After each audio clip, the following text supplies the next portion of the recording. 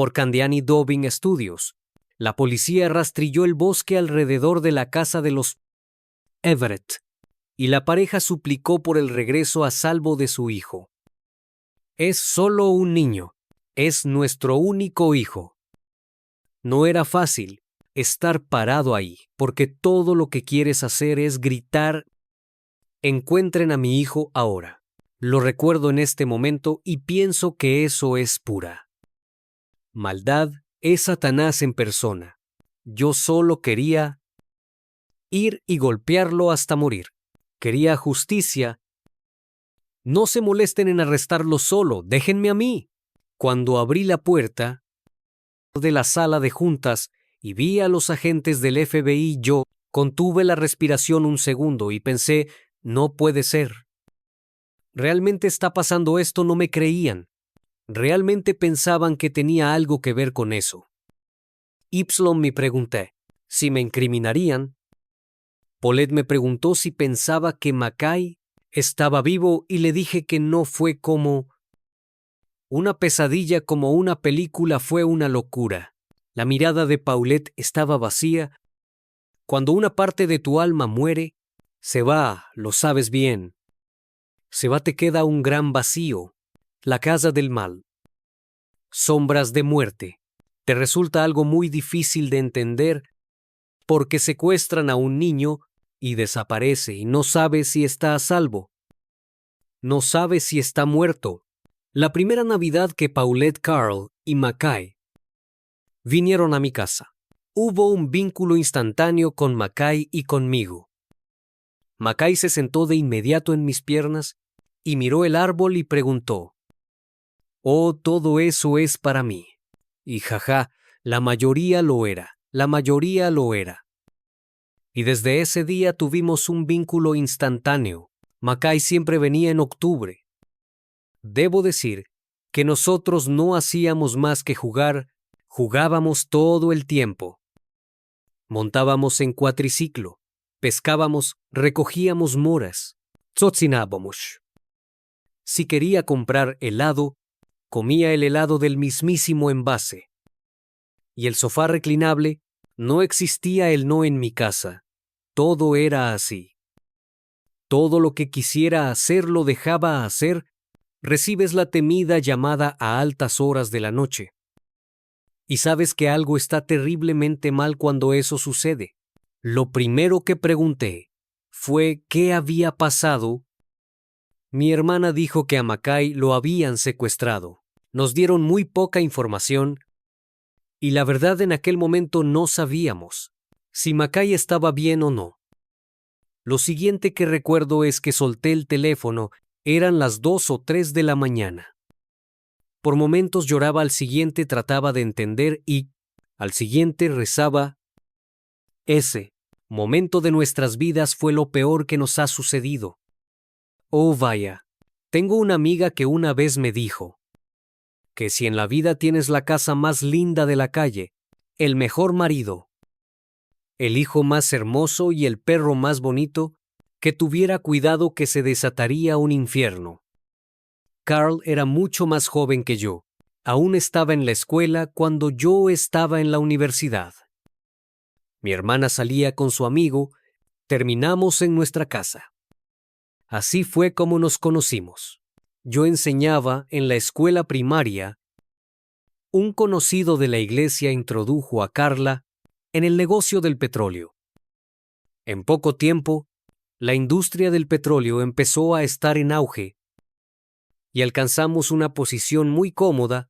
Estuvimos casados casi 12 años antes de que naciera Mackay. Pensamos que quizás no podríamos tener hijos. Fue un embarazo difícil.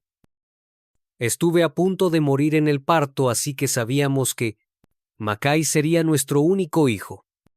Me asombraba el hecho de que por fin tuviéramos un hijo. Él era diferente. Me llamaba mujer en lugar de mamá. Recuerdo que una vez se golpeó con nuestro perro y el perro le dio un mordisco. Aquí tuvieron que hacerle algunos puntos por eso. Y a mí se me saltaron las lágrimas. Y él me miró y dijo: «Mujer, no llores por mí.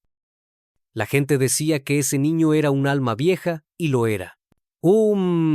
Si yo tenía uno de esos días, él decía: tomaré tu bolso, porque sé que lo apoyarás en cualquier lugar y no vas a recordar dónde lo pusiste, ja, ja. Teníamos un sistema de alarma y lo encendimos. Y McKay sabía que no había que abrir la puerta. Sabíamos que él lo sabía porque varios meses antes, si había disparado la alarma de alguien, había venido el sheriff. Y él no quiso abrir la puerta para poder hablar con él. Lo hizo solo a través de la puerta. Así que le habíamos enseñado que no debía abrir la puerta. Me despedí de él y luego nos fuimos. Cuando miré hacia atrás, pude ver a través de la puerta trasera. Hay una puerta francesa toda de vidrio, y él estaba sentado en la silla viendo televisión. Tenía los pies sobre la otomana y disfrutaba comer helado. Estaba feliz sonriendo. Sin preocupaciones, saben. Fuimos a la reunión. Y cada 30 minutos Carl llamaba a casa para ver cómo estaba. McKay estaba bien. Fuimos a un restaurante y ordenamos, y Carl se levantó de la mesa para llamar a McKay. Él volvió y me dijo que iba a ir a casa para ver cómo estaba. McKay, que yo podía volver después con nuestro vecino. Él no me dijo nada, solo que iría a casa a ver cómo estaba. McKay. En ese momento pensé que estaba cansado y que se iba, que estaba listo para terminar la noche y que iría a cuidar a nuestro hijo. Comimos el postre y entonces mi vecino fue a usar el teléfono y volvió y dijo que era hora de irnos. Pensé que estaba bien, era hora de ir a casa. Entonces estábamos en el auto volviendo cuando él me dijo: Paulette, Carl está en casa y no encuentra a McKay. Me pregunté si estaba soñando. Si había escuchado bien. ¿Qué es lo que haces? Cuando alguien te dice que no encuentran a tu hijo. Llegué a casa y Carl estaba en la puerta en la calle principal. No tenía idea de lo que había pasado. Había cintas cerrando la casa y ya había polvo de huellas dactilares por todo el marco de la puerta y todas esas cosas.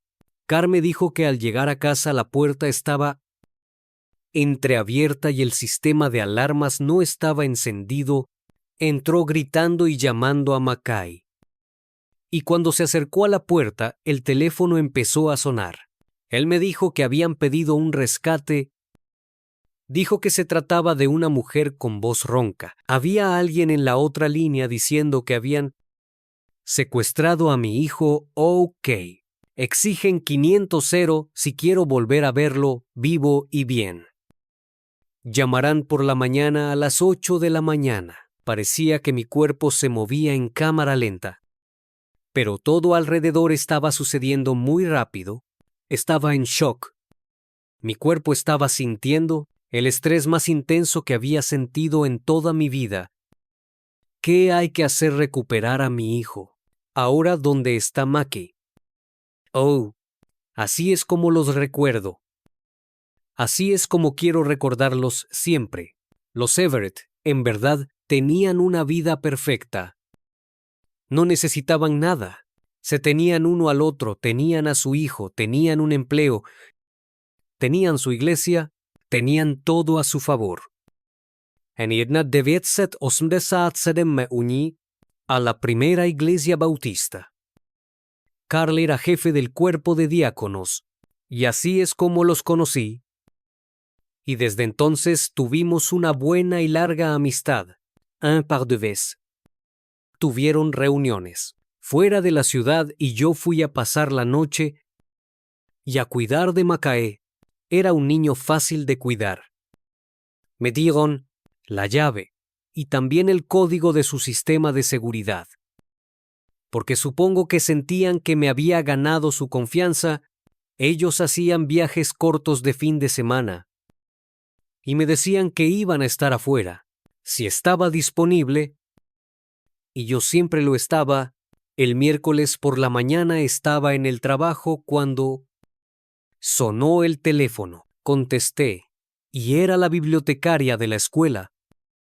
Era una amiga de la iglesia también, y me dijo, Ricky, tengo entendido que a Mackay lo secuestraron. Le pregunté de qué estaba hablando, y ella dijo que lo habían escuchado, y que no había ido a la escuela. Le dije que intentaría averiguar lo que pasaba y que la llamaría. Primero pensé que era una broma. ¿Cómo podía estar secuestrado? ¿Cómo podía estar desaparecido? Y pensé en que Macario tenía 12 años y no era un niño que se ocultaría o que huiría ni les haría una broma pesada a sus padres. Entonces el presidente de la compañía vino a buscarme y dijo que alguien había ido a verme. Salí al pasillo y pregunté dónde estaba. Él dijo que ellos estaban en la sala de conferencias. Pregunté, ¿Elos? Y contestó que el FBI estaba allí para interrogarme. Y dije, oh, ok, pero ¿por qué quieren hablar conmigo? Cuando abrí la puerta, no había uno, había varios. Empezaron a hacerme preguntas. Si sabía por qué estaban allí. Y yo, bueno, entiendo que Macaya ha desaparecido. ¿Tuviste algo que ver con eso? No, no. Más de una vez dijeron solo confiesa, dinos ahora dónde está. Entonces me enojé mucho, pero de pronto tuve miedo, porque ellos no me creían. Ellos realmente creían que tenía algo que ver con eso. Entonces pensé, no puede ser. Realmente está pasando. Podrían incriminarme. Estaba molesto. Les dije que estaban perdiendo el tiempo, que la persona que lo había hecho estaba vagando por las calles todavía, y si entonces iba tras el hijo de alguien más, y me dijeron que en ese momento estaban enfocados en mí, y les dije que no había hecho nada. Y lo último que me preguntaron fue si estaría dispuesto a hacer un polígrafo. Y acepté hacerlo. Cuando llegué a casa de Paul y Carl, era un caos total. Estás indefenso. No sabes qué hacer. Había agentes del FBI por todas partes, policías, helicópteros volando. Solo confusión, solo caos y total confusión. Carl era un desastre emocional. Decía, fallé, no protegí a mi hijo contra este mal. Ahora debo traerlo de vuelta a casa. Debo traerlo a casa. Paulette estaba hecha un desastre. Casi catatónica. Apenas podía hablar, apenas podía caminar. Y empezó a llorar. Eran lágrimas y lágrimas. Y todo lo que podía hacer era sacudir la cabeza, y ella dijo, se ha ido. Se ha ido Mackay, ¿qué voy a hacer? Se ha ido. Tenemos que encontrar a Mackay. Sentí que como Paulette estaba tan desesperada, yo tenía que mantener la compostura.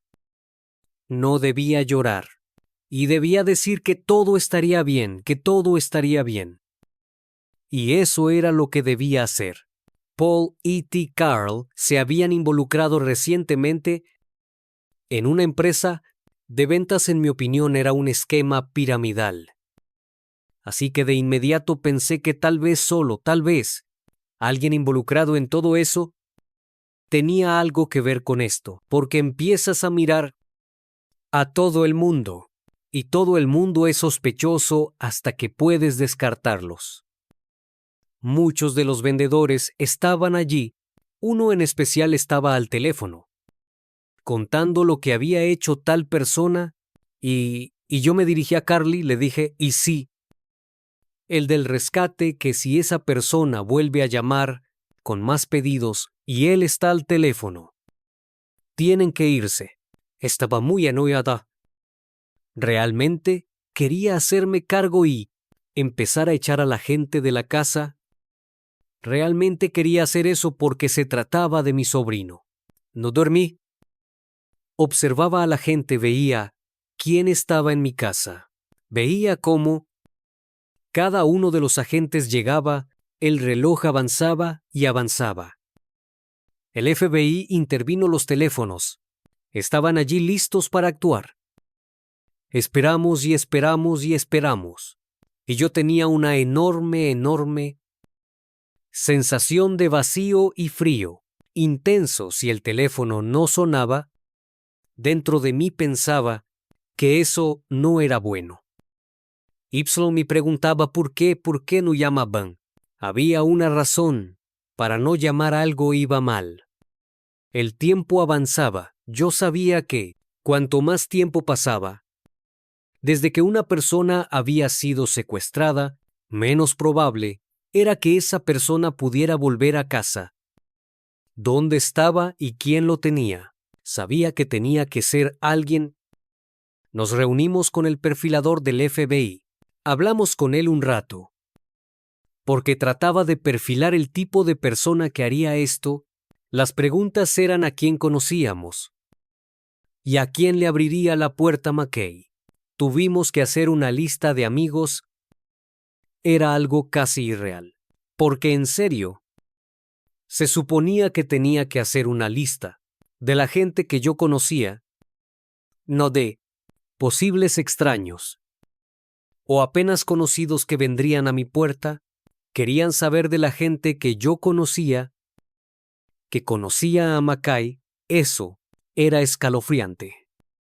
Me horrorizaba pensar que tal vez alguien que conocíamos o que McKay conocía llamaba tuviera el descaro de llevárselo. Me sentí muy humillado al pensar que gente que me conocía pudiera siquiera imaginar que yo podía hacerle daño a un niño. Me cuesta incluso matar una cucaracha. Jamás lastimaría a un niño. Yo sé que la mujer que llamó para pedir rescate tenía una voz ronca. Mi hermana tiene voz ronca. Además, tenía una llave. Y alguien dijo que también yo vivía en el lado y probablemente lo había hecho por dinero basta. Eso era una locura. Esos fueron los comentarios que escuché. La prueba del polígrafo fue extraña. Díganos dónde estuvo la noche del 12. ¿Puede conseguir a alguien que verifique que estuvo allí? ¿Sabe dónde está McKay? ¿Conoce a alguien que pudiera haberle hecho daño? Hacían una pregunta y luego una pausa. Terminó cuando dijo, «Ok, terminé». Le pregunté, «Bueno, ¿qué le parecía?» Y me dijo, «No has hecho nada, lárgate». Volví al trabajo. Y por supuesto creo que ya había empezado a correrse la voz. Solo recuerdo que alguien con quien trabajaba me dijo, «Vas a subir a lo alto del edificio y saltar». Insinuaba que yo había hecho algo y que me suicidaría para no ir a la cárcel. Después del trabajo, papá dijo, «Ricky, los agentes del FBI acaban de irse de aquí». Y yo dije, «¿Por qué?» Me dijo que eran 6 agentes que rastrillaron la casa, entraron en el granero y caminaron de un extremo a otro de la casa por el entretecho. No tenían una orden de registro. Ellos sencillamente vinieron y se metieron a la fuerza. Cuando el FBI me descartó como sospechoso, a la mañana siguiente, Carl me envió un mensaje a través de un amigo pidiéndome que yo fuera a verlo. Así que fui a verlo y entramos en su oficina. Entonces me dijo que lo sentía, pero que estaban tratando de encontrar a McKay. Le dije que lo entendía. Sabía que no era por mí. Sabía que estaban tratando de encontrar a su hijo. Yo no era lo que importaba. Ahora necesitaban encontrar al niño. En el FBI ya conocen su trabajo. Saben que muchas veces las personas que abusan de niños o los dañan son personas que conocen y aman, no son extraños. Para entonces, nuestro vecino ya se había presentado para decir que estaba sacando la basura cuando un auto casi lo atropelló. Y dijo cómo era el vehículo, lo pudo describir. Tenía un emblema en la parte trasera. y no sabía a quién pertenecía, pero era dorado, medio dorado. Cuando conocimos a Hilton, a su mujer y a sus 2 hijos, ellos parecían ser una familia normal. Los niños jugaban en las ligas menores. Hilton entrenaba a las ligas menores. Hilton Crawford había trabajado en las fuerzas de seguridad, estaba en el negocio de la seguridad y trabajaba para una empresa. McKay llamaba a Hilton tío Hilty en el sur. Eso es algo bastante común. A veces los niños dicen que alguien es como su tío y lo llaman tío. En algún momento, Hilton nos propuso que hiciéramos negocios con él. Llamó a Carl porque quería que invirtiera en el negocio de los restaurantes con él y fueran socios. Le dijo que necesitaría ver nuestro estado financiero para poder hacernos socios. Le dije que no sabía nada acerca del negocio de los restaurantes y que no quería hacer nada con eso. Y le dije a Carl que jamás le diera nuestra información financiera a nadie. Yo no lo sabía, pero Carl le dio esa información a Hilton. Vivo cada día, sabiendo que Hilton Crawford tenía toda la información de lo que podía pedir en el rescate. Recibí una llamada a las 5 en punto. Era Hilton. Él quería saber si yo iba a ir a la reunión. En ese momento no le vi el sentido, ahora sí. Quería saber dónde íbamos a estar y si acaso McKay estaría vulnerable. Eso estaba haciendo. Casi no parecía real. Fue como si alguien me estuviera golpeando en el estómago. ¿Cómo puede alguien poder pasar de esa mentalidad de ser amable con los niños a ser un monstruo, solo un ser totalmente malvado? Realmente creyó que se saldría con la suya. Realmente creyó que funcionaría. Fue devastador. Quería solo ir y golpearlo hasta matarlo. Manejarlo yo misma les ahorraría el tiempo en el juzgado. No se molesten en arrestarlo, solo déjenmelo a mí. Ser un póster central de Playboy era muy importante. El tiempo que esperamos por algunas respuestas fue insoportable. Eso fue largo, parecían meses. Pero habían pasado tal vez horas. Creo que Carl tenía muchas esperanzas de que McKay siguiera vivo, pero creo que Paulette no estaba procesando eso. Ella no estaba bien. Yo creía que había pasado lo peor y que Macario estaba muerto, pero no se lo dije a Paulette. Creí que tal vez les permitirían un día más de paz hasta que llegara la última palabra. Pero Paulette me preguntó si pensaba que Macaire estaba vivo y le dije que no. La mirada que tenía Paulette estaba vacía. Era un vacío que supongo que nadie siente hasta que ha perdido parte de su alma. Cuando una parte de tu alma muere, se va, lo sabes bien. Se va, queda un espacio vacío. Empezaron a centrarse en ver a Hilton y observar su comportamiento. Descubrieron que tenía muchos problemas económicos. Él también tenía grandes deudas de juego. Y no tenía dinero para pagarlas. El FBI fue a la tintorería que usaba Hilton Crawford. Y allí había una camisa que parecía salpicada de sangre. Todos los caminos conducían a él. Las autoridades arrestaron a Hilton Crawford, de 56 años, un viejo amigo de la familia conocido como tío Hilty por el joven McKay. Dio muy poca información. Le echaba la culpa a R.L. Remington. Solo admitió que se había llevado a McKay y que no había actuado solo. La mujer que hizo la llamada pidiendo el rescate fue Irene Flores. Trabajaba para Hilton en la empresa de seguridad. A mí no me importaba en ese momento quién había hecho qué. Solo quería encontrar a mi hijo. El FBI se había quedado sin pistas. No sabían dónde más buscar ni con quién más podían hablar. Entonces Carl me dijo, quiero que vayas a ver a la esposa de Hilton Crawford. Y quiero que tú le digas que lleve a sus 2 hijos a la cárcel. Y que no se vaya hasta que Hilton Crawford dibuje un mapa de dónde está McKay.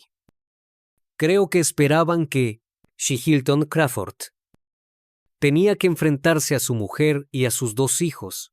Eso lo conmovería al punto de dibujar un mapa. Porque en ese momento, el FBI estaba seguro de que Hilton sabía dónde estaba McKay y ellos estaban quedando sin opciones. Así que condujimos hasta allí.